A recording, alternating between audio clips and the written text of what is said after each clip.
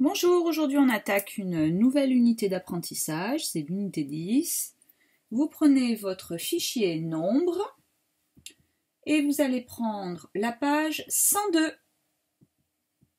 Tout en haut de votre page, vous allez mettre la date, le 12-06-2020. C'est écrit ici. Alors, mon 2 est mal fait car on a tout décalé d'un jour. Avant, il y avait un 1.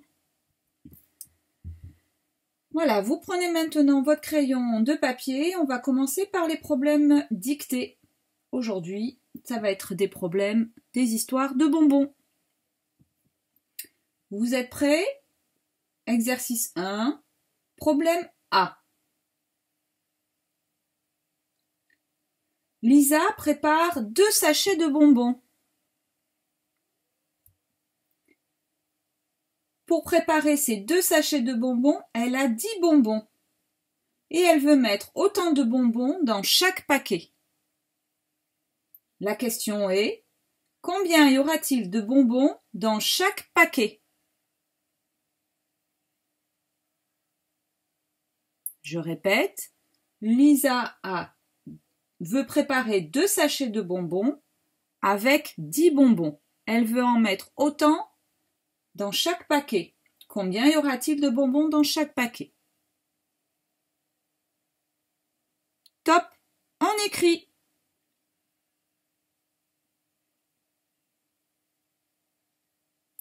Top, stylo vert, on corrige.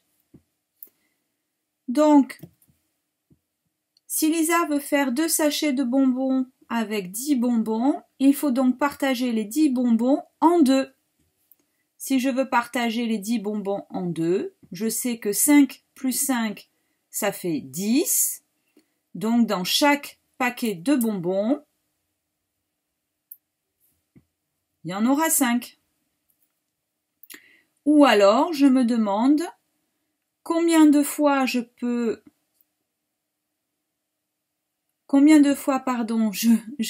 avoir 2 dans 10. Je peux l'avoir 5 fois. Donc, il me faudra 2 fois 5 est égal à 10. Il y a évidemment encore plusieurs stratégies pour résoudre ce problème. La solution était donc 5 bonbons. On continue toujours avec Lisa, Alex et Moustique. On va faire maintenant le problème B. Cette fois-ci, Alex veut préparer 2 sachets de bonbons.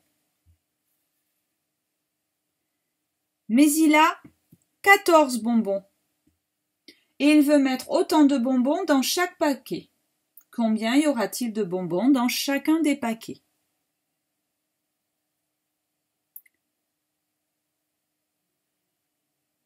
Top, on écrit.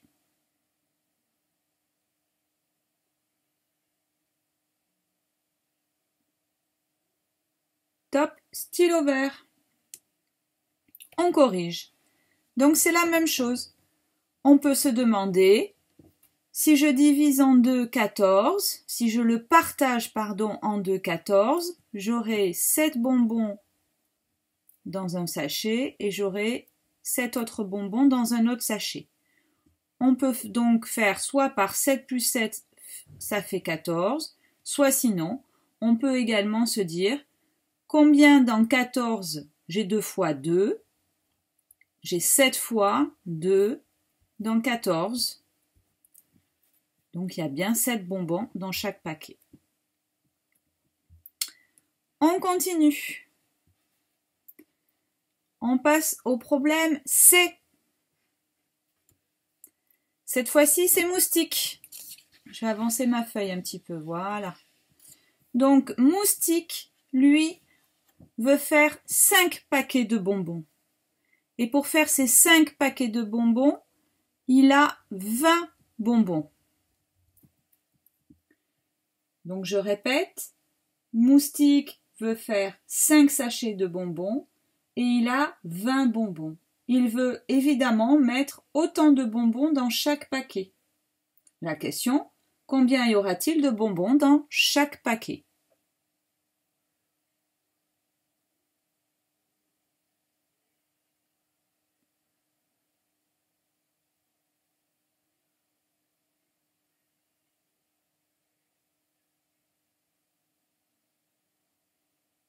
Top, on écrit.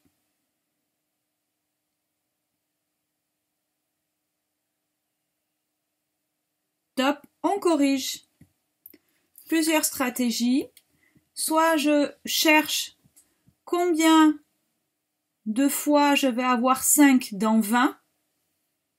Donc combien de fois j'ai 5 dans 20. Et je trouve que ça fait 4 parce que je connais ma table de multiplication par cœur. Parce que je sais que 4 fois 5 ça fait 20. Ça veut dire que 4 bonbons dans 5 sachets, ça fera 20 bonbons. Soit sinon je les répartis un à un. J'en mets d'abord 5 dans mes sachets, donc j'en mets un dans chaque sachet. Donc là, j'en aurais mis 5. Ça suffira pas, je vais en remettre 5, ça fera 10. Je vais en remettre encore 5, ça fera 15. Et encore 5, ça fera 20. Donc j'aurais bien distribué mes 20 bonbons.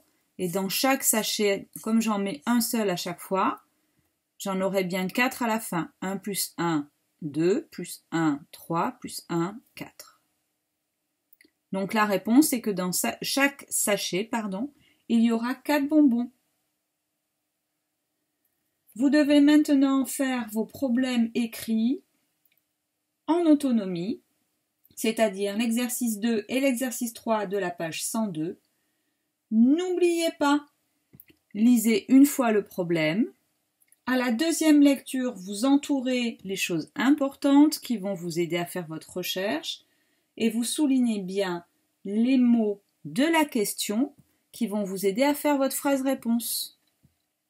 Je vous retrouve ensuite pour faire votre recherche pour l'exercice 4. À tout de suite!